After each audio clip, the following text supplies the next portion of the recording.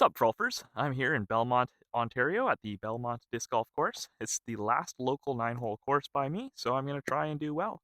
The goal today, well, my personal best is -3. I'm going to try and beat that today. Hole 1 is 330 feet, dead straight. T-sign says 327. I lasered it at 330, and that's longer, so I'm going to use that for my own confidence. I'm going to throw a trail, see how it goes.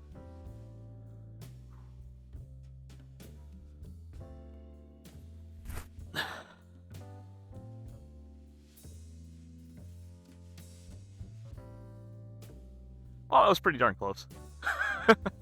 I like that distance. This looks like it would have been an ace if I had bigger muscles. Best way to start a round, other than an ace. Hole 2, T-sign says it's 256. I lasered at it at 276. So this hole I've never birdied because I keep landing short every single time because I keep throwing a mid, thinking it's 250. So I'm going to put my macho-isms aside and upgrade to a fairway driver. So the tee-pad is obviously non-existent, so I'm going to try throwing off the side just so that I don't hurt myself or my ego. Gonna go with a hyzer, aim at the tree to the right of the basket, hope for the best.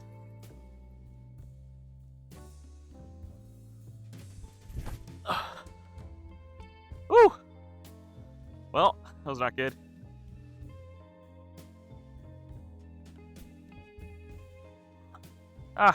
Layup. Hole 3, another straightforward one. It's just right there. There's a little bit of stuff on the left-hand side, so the hyzer into it doesn't really work. You want to throw a turnover or an anhyzer. T-sign says it's 259. My laser says it's 96 yards, so it's closer to 300 feet. So I'm going to throw yet another crave. My biggest problem with Belmont is I've always struggled on the first 4 holes, and I think it's largely because the T-signs are a little bit, they say they're shorter, so I keep picking a mid and leaving them way short and then not having a putt.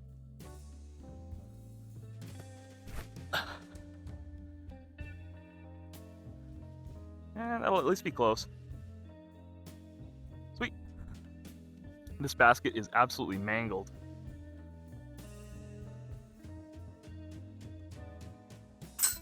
Still got it. No excuse to miss putts.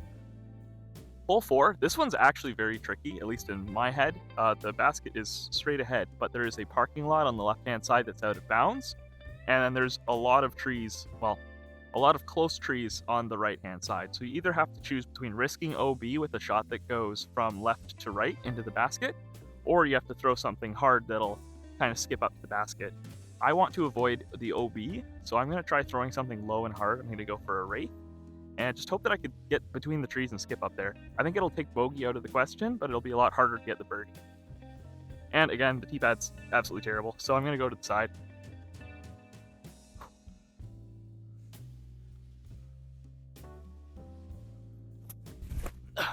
Oh, I pulled that one.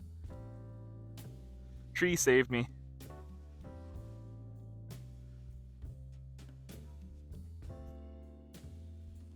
I needed more power. Gotta work on those.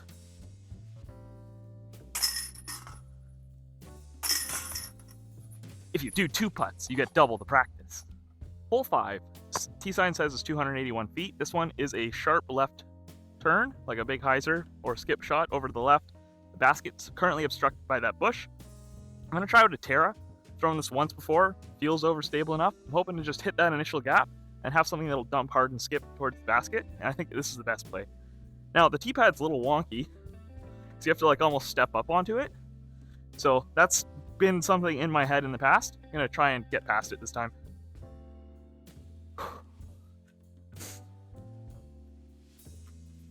Oh, jeez. It got in my head. Oh, that sucks. Tricky little upshot, but I got a straight line at it.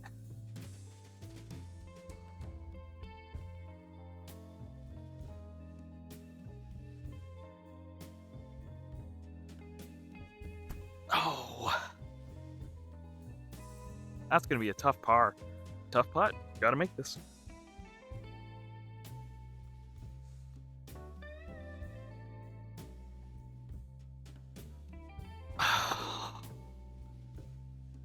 Oh well.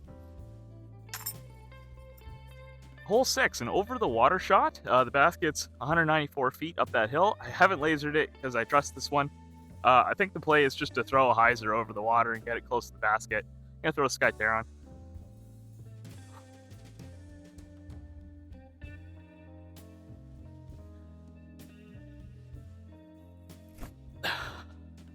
That might be a little left, yeah. Ooh, long putt, but that'll play. Now, one of the real problems with this course is the tee sign's somewhere down there. The basket's over there. There is no way to walk across the river without going all the way around here onto the car bridge and then walking across. So if you shank your shot and you have to look for your disc, it can be really hard to find. Another sketchy putt on a mangled basket with a bunch of danger behind it. This is what makes you good.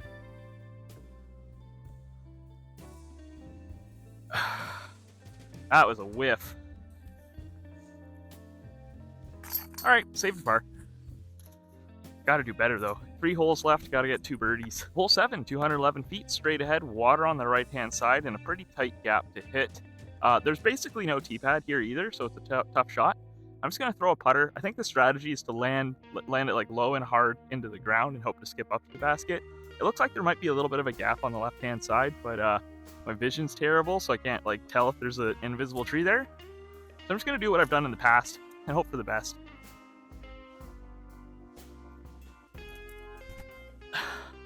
Well, that is not gonna work.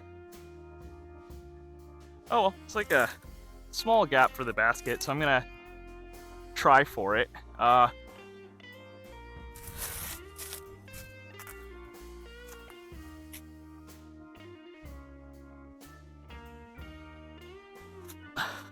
Too low. But that's a par. That means I need an ace in order to hit my goal now. Hole 8, it's across the road. It's 161 feet according to the tee sign. I lasered it at 150. It's way downhill and a really good opportunity for an ace. A little bit awkward. You have to cross the road to get here. Just another like little quirky issue with this course.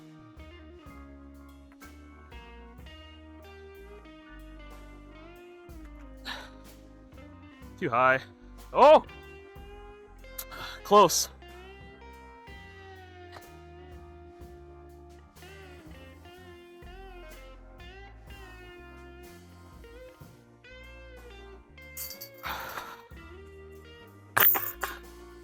Last hole, hole 9, 216 feet, water crossing, and it's in this like little weird gap.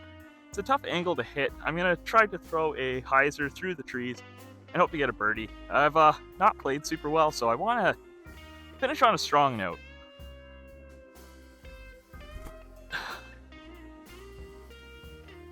So I will have a putt. That's not bad. There's a frisbee in the water. And another one.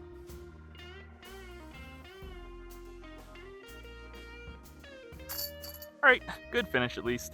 That's the end of the Belmont Disc Golf Course round. I didn't play super great, but that's part of the fun of the game. Like, if you don't have like iffy rounds where you could have a lot of things to improve on, then you don't really have anything to look forward to improving on.